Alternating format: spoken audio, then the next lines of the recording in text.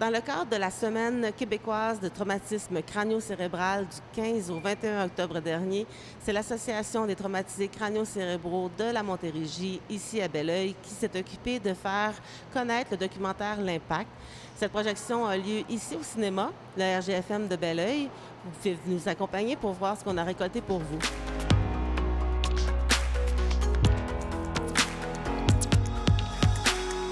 Les personnes qui vivent un traumatisme crânio-cérébral modéré ou sévère vont avoir des séquelles pour toute leur vie. Pour certaines personnes, ça peut être des pertes de mémoire, ça peut être de l'anxiété, ça peut être de la fatigabilité. Notamment toute la question de l'inhibition, de ne pas avoir de filtre quand on parle, d'être colérique, d'avoir de la difficulté à réguler ses émotions. C'est des choses sur lesquelles on doit réapprendre socialement qu'est-ce qui est acceptable. Dans le cas des TCC, ça peut durer des dizaines d'années et puis ça, bien, c'est sûr que ça use. Puis quand ça arrive à un enfant, on n'avait pas prévu être le parent éternel de cet enfant-là. On avait prévu qu'un jour, il prendrait de l'autonomie, puis il vivrait sa propre vie. Madame Tapin, quel est votre rôle aujourd'hui pour le documentaire qu'on s'apprête à visionner? Bonjour. Alors, moi, je suis la directrice générale du regroupement des associations de personnes traumatisées crânio-cérébrales du Québec. On est un regroupement provincial qui regroupe 13 associations régionales comme l'association TCC de la Montérégie. Donc, c'est des personnes qui ont subi un traumatisme crânio-cérébral qui sont dans le film. Puis aujourd'hui, je suis ici en Montérégie pour accompagner l'association lors de cette projection-là, répondre aux questions puis présenter le documentaire. Comment s'est passée la création de ce documentaire-là? Est-ce que vous avez eu des embûches? Bien, c'est un projet qui a duré pendant 2 ans, donc on peut dire que c'est l'aboutissement d'un gros travail. On a tout d'abord lancé un appel à candidature. On a eu plus de 14 personnes à travers le Québec qui se sont proposées pour être dans ce documentaire-là et raconter leur histoire. Je dirais que des embûches, peut-être pas nécessairement, mais faire ce projet-là, il a fallu s'ajuster au fait que les personnes qui ont subi un traumatisme crânio-cérébral ont différentes séquelles, dont une grande fatigue. Et il a fallu changer notre rythme de tournage pour vraiment s'adapter là, au rythme des personnes. Comment vous avez fait la sélection des personnes pour être dans le documentaire? Ça devait être difficile. Ça a été très difficile. Personnellement, j'ai pas fait toutes les entrevues. Par contre, je sais que ce qu'on a essayé, c'est d'avoir une bonne diversité par rapport au type d'histoire, par rapport à l'âge des participants et participantes, par rapport à leur profil, des hommes, des femmes, et une bonne représentativité des séquelles aussi et des histoires de vie. Quel était le message principal que vous espérez transmettre avec ce documentaire? Bien, c'est clair que ce qu'on veut, c'est que les gens comprennent mieux ce que c'est de vivre avec un traumatisme crânio-cérébral et peut-être éventuellement être un peu plus prudent par rapport à la prise de risque ou être plus averti sur la prévention, le port du casque, ces choses-là. Donc, c'est un documentaire d'environ 1 heure. Et est-ce que les gens vont pouvoir le visionner par la suite sur Internet? De quelle façon on peut se le procurer? C'est la grande question. Donc, l'année 2025, ça a été une année d'exclusivité pour les associations communautaires et dès début 2026, il va y avoir un lancement public où les gens vont pouvoir aller avec un lien là, sur Internet, pouvoir le visionner. Donc, actuellement, on est dans la Semaine québécoise du traumatisme crânio-cérébral et c'est comme des événements qui sont réservés aux associations. On est fiers de pouvoir leur fournir cette exclusivité-là et dès début 2026, ça va être disponible au public. Sur différentes plateformes? Oui, ça reste à déterminer, mais probablement là, un lien YouTube puis le site Internet du regroupement. Bien, merci beaucoup, Mme Tapin, pour ces quelques mots. Merci à vous. Au Québec, en ce moment, il y a 13 associations régionales qui sont membres de Connexion TCC. Puis ça permet aux associations non seulement d'avoir un soutien, mais aussi de pouvoir s'inspirer les unes des autres sur toutes sortes de pratiques sociales qu'elles ont développées au fil des années pour interagir au niveau de l'intégration sociale des personnes vivant avec un TCC et le soutien aux proches de ces personnes.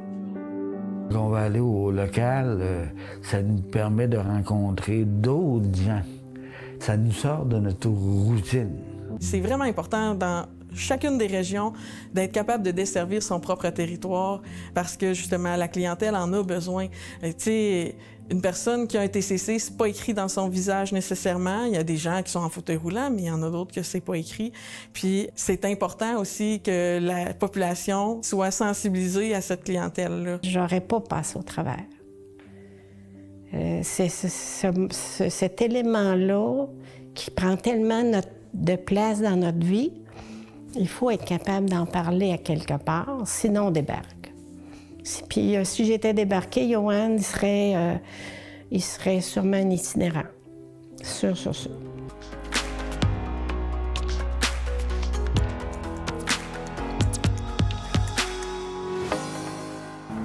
Le 23 juin 1998, c'était mon bal de graduation de fin de secondaire. C'est un moment d'une vie qu'on est supposé célébrer puis de se rappeler. Mais moi, j'en garde pas un souvenir parce que j'ai eu un grave accident de la route au retour. Fait que j'ai subi un traumatisme crânien sévère. J'ai été hospitalisée plusieurs mois. J'ai été en réadaptation plusieurs mois. J'ai subi des séquelles permanentes. Madame Lavoie, on est au cinéma de Belleuil, le RGFM Belleuil. Qu'est-ce qui se passe aujourd'hui avec l'association et quelle est cette association? Bien, aujourd'hui, au cinéma de Belleuil, s'est présenté le documentaire Impact, se reconstruire après un traumatisme crânien. Moi, je m'appelle Christine Lavoie, je suis dans le documentaire. Je viens de la région ici. J'ai eu mon accident en 98. J'allais à Ozias-le-Duc à cette époque-là. Puis moi, à cette heure, je fais partie de l'association de la Mauricie du Centre du Québec, l'association des traumatisés crâniens là-bas. Puis c'est ça, aujourd'hui, bien, c'est la grande première du documentaire Impact pour sensibiliser la population au traumatisme crânien puis à la vie qui s'ensuit avec les séquelles. Pourquoi avoir accepté l'invitation de participer à ce documentaire-là et comment ça s'est passé pour réaliser le documentaire? Bien, on devait, chaque association avait reçu des informations par connexion TCC, puis ceux qui voulaient offrir leur candidature, pouvaient. Puis moi, j'avais parlé en Zoom avec quelqu'un de connexion TCC comme une entrevue pour voir comme le niveau du dialogue puis tout ça.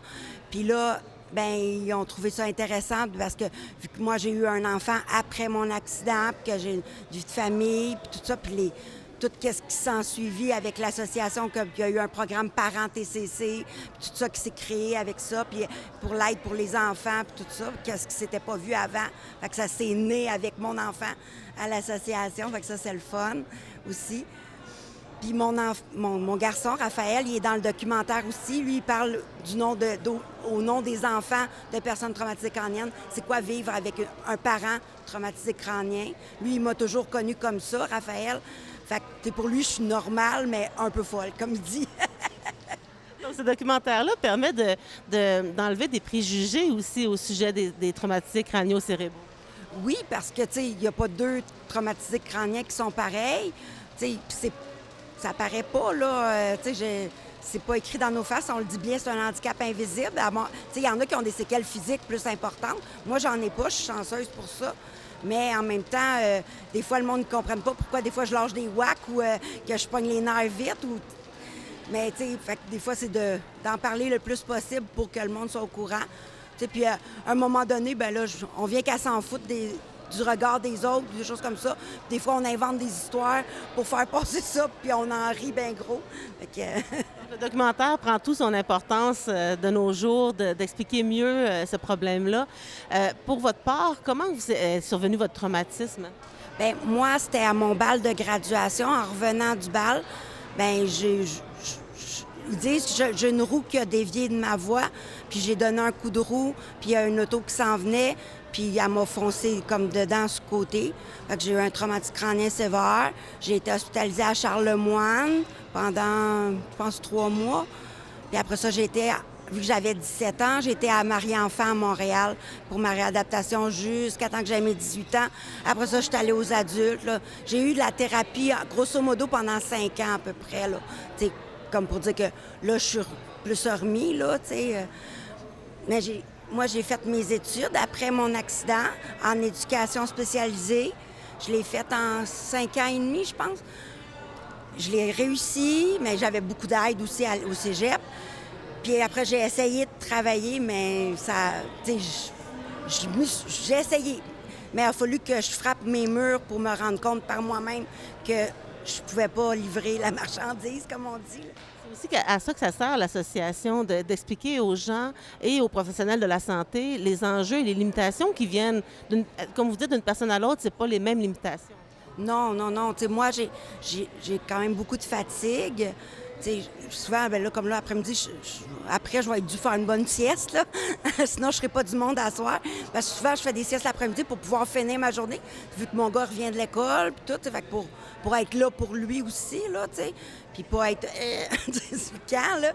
Fait que ça, mais j'ai aussi des problèmes d'attention, de concentration, mes émotions aussi qui font beaucoup, là, tu sais. Mais ça, je prends de la médication justement pour m'aider à stabiliser mes humeurs pour pas que j'aille trop des pics, là. Puis mais, tu sais, la médication, ça fait depuis à peu près... Tu sais, mon accident, c'est en 98, mais que j'accepte d'en prendre en continu, c'est depuis à peu près 2017, là. Parce qu'avant, j'acceptais pas de prendre des médicaments parce que je voulais être comme tout le monde, là, tu sais, j'acceptais pas. Puis c'est à force de me dire, mes intervenants, regarde, c'est pas parce que c'est que ton cerveau, il produit pas assez de telle chose. Fait que ton cerveau, il en a besoin pour t'aider à fonctionner. Puis là, ils m'ont fait comprendre ça, puis là, j'ai accepté d'en prendre en continu. Est-ce que l'association peut aussi aider les gens à travers la médication ou dans les tâches de la vie de tous les jours? Qu'est-ce que l'association vous permet d'accomplir? Bien, moi, avec l'association à Trois-Rivières, là, c'est ma deuxième famille, là, parce que, tu sais, je peux voir les intervenants, puis j'ai des intervenants qui sont déjà venus à la maison, qui aident à faire au niveau des horaires, au niveau de la gestion du temps, la gestion des... Tu sais, puis on apprend toutes les choses. Il y a des ateliers pour la gestion de la colère, pour la socialisation. On fait de l'impro aussi, ça, c'est le fun. Tu sais, puis il y a plein de sortes d'activités aussi. Il y a du hockey, il y en a... Tu sais, plein d'activités pour tous les genres, tu sais, puis sinon on joue aux cartes, tu sais, c'est surtout pour socialiser qu'elle est là, l'association, parce que souvent, la plupart des traumatisés crâniens, bien, on est inapte à l'emploi, fait que pour socialiser, bien, dans la semaine, tu sais, dans les autres places, bien, c'est des centres de loisirs, bien, c'est des personnes âgées dans le jour, hein, tu sais, fait que t'as pas, tu sais, pour trouver des personnes du même âge, tout ça, c'est pour l'estime, tout ça, bien, l'association sert à ça aussi, surtout pour nous sortir de notre chez nous, pour pas qu'on finisse au bout d'une corde, là, tu sais.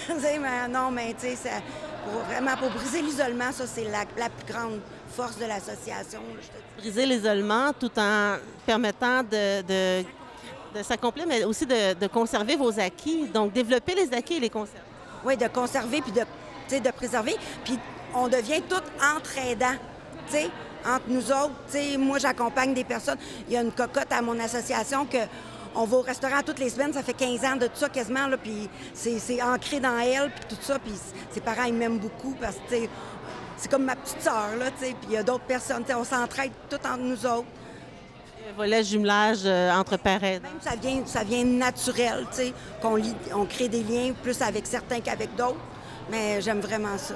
Donc, on invite les populations à se connecter, à aller voir ce documentaire. Oui, puis se renseigner, là, sur les associations, puis vous pouvez faire des dons aussi, ça aide beaucoup. Évidemment. Merci beaucoup, Mme Lavoie. Merci à vous.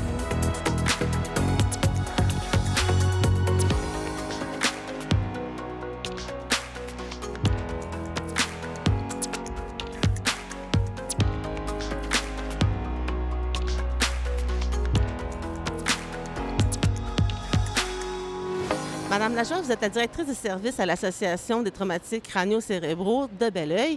Tout d'abord, quel est le point de service à Belleuil? Comment les gens peuvent vous rejoindre? Oui, en fait, l'Association de la Montérégie, on couvre vraiment le territoire complet de la région. On a le siège social qui est à Belleuil, un bureau à Saint-Hubert, un bureau à Valleyfield, puis on se déplace dans 8 points de service total. Donc, à toutes les semaines, on a une intervenante qui va aller offrir soit du soutien psychosocial, soit des activités de maintien des acquis, intégration dans la communauté, en espérant briser l'isolement, assurer qu'il y a un réseau autour de la personne qui a subi un TCC, mais également les proches aidants. On a 5 intervenantes qui couvrent la Montérégie pour le soutien psychosocial. On a également une intervenante qui est attitrée seulement pour la clientèle proche aidante. Donc, on a développé au fil des années une offre de service complète pour les proches aidants qui souvent étaient oubliés. Au niveau des services, on a du soutien individuel, du soutien de groupe, du soutien pour la famille. On a des activités en salle ou à l'extérieur.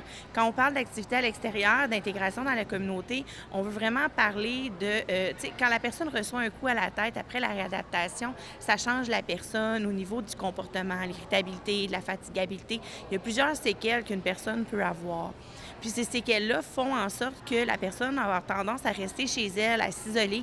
Elle se comprend plus trop elle-même, les proches ne comprennent plus non plus. Les liens se dissipent puis s'amenuisent. Donc, nous, on veut vraiment s'assurer que la personne retrouve un réseau, puisse recommencer à vivre puis aller dans les différents lieux. Donc, on va l'accompagner, on va aller au billard, à l'épicerie, on peut faire des activités au quai. Puis, derrière chacune des activités, il y a toujours notre mission qui est de maintenir les acquis après la réadaptation. Donc, ça a l'air de rien, mais aller au billard, bien, ça va pratiquer la mémoire. Est-ce que j'ai les petites, j'ai les grosses? Ça va pratiquer la dextérité.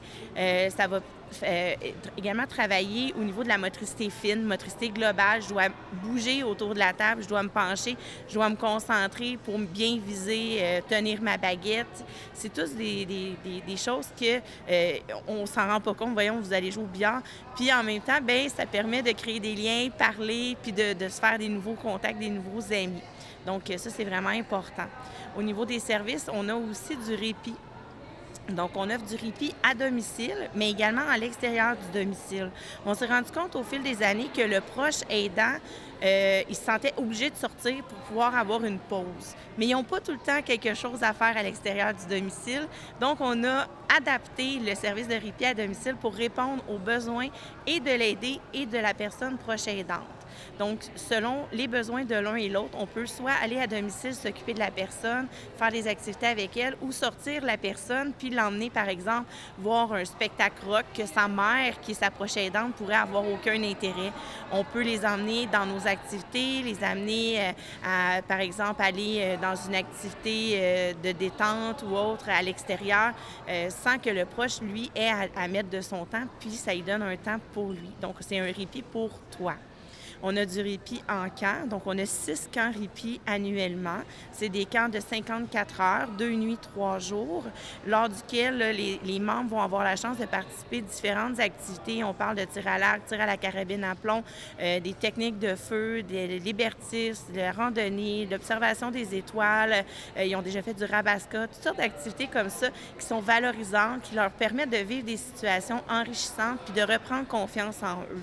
Ces camps répit-là, on aimerait ça en avoir plus. Bien sûr, c'est toujours les frais, la disponibilité aussi de trouver les employés, mais on en a 6 par année. On a du répit en hébergement. Donc, la TCCM, en plus des 3 bureaux, on a une résidence qui est la 9e maison Martin-Matt, pardonnez-moi. Donc, la résidence, c'est 21 studios. 21 studios avec, pour personnes autonomes, semi-autonomes, dans lesquels on a actuellement 19 résidents à temps plein et un studio qui sert pour la réadaptation. Ces gens-là, ils vivent à la résidence généralement jusqu'à ce qu'ils soient rendus à aller en centre d'hébergement longue durée. Donc, pour eux, c'est toute une chance parce que ça leur permet d'avoir un milieu plus adapté à leur réalité, à leur âge, d'avoir une fraternité, si on veut, parce que ça fait des années qu'ils vivent ensemble ou ils vont vivre ensemble pendant des années. Puis, ici, avec tous les services là, qui sont fournis également, là, que ce soit l'aide à la médication, pour l'alimentation, la gestion du budget, la gestion d'un agenda, de mettre en place le transport adapté pour aller à une activité, mais également penser aux rendez-vous médicaux. Donc, à ce moment-là, là, on a vraiment une équipe sur place là, qui est dédiée pour leur bien-être, les valoriser, puis leur donner le plus d'autonomie possible. Je pense que ça fait le tour au niveau des services qu'on offre à la TCCM. Parce que la complexité de tous ces services-là, autant le répit que le maintien des acquis, c'est qu'il n'y a pas 2 traumatisés crânio-cérébraux pareils. Donc, ça frappe différemment d'une personne à l'autre. Donc, il faut adapter l'association en ce sens. Exactement. Dans le fond, le TCC, c'est un choc à la tête. C'est un choc sur le cerveau, il y a 7 zones différentes et chaque zone contrôle des éléments différents. On pense au lobe frontal, au lobe pariétal. Donc, si je reçois un coup à l'avant, bien, il y a différentes séquelles qui ne seront pas les mêmes que si je reçois un coup sur le lobe pariétal, par exemple, ou à l'arrière de la tête. Ça peut être des difficultés au niveau des troubles de mémoire, troubles de langage, de l'hémiparésie, ça peut être au niveau de l'irritabilité. La majorité du temps, il y a quand même des similitudes au niveau des séquelles, mais il n'y a pas personne qui va les vivre de la même façon.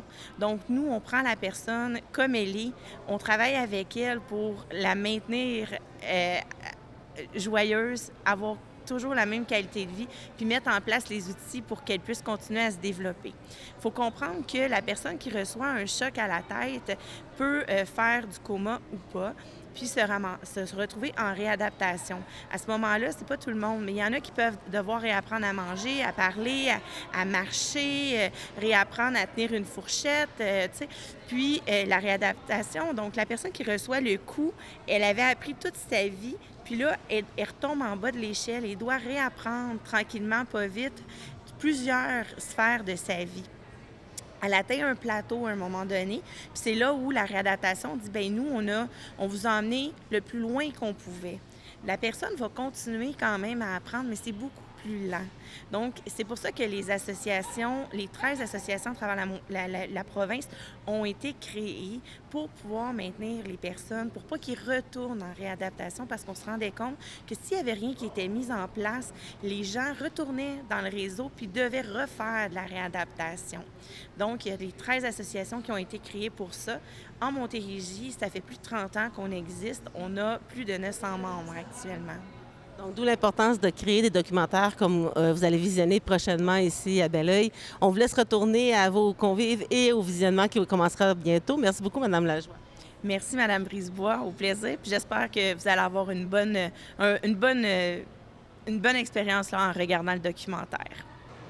La Semaine québécoise du traumatisme crânio-cérébral s'est terminée ici à Belleuil avec une fiesta mexicaine. On se laisse sur quelques images que TVR9 a rapportées pour vous.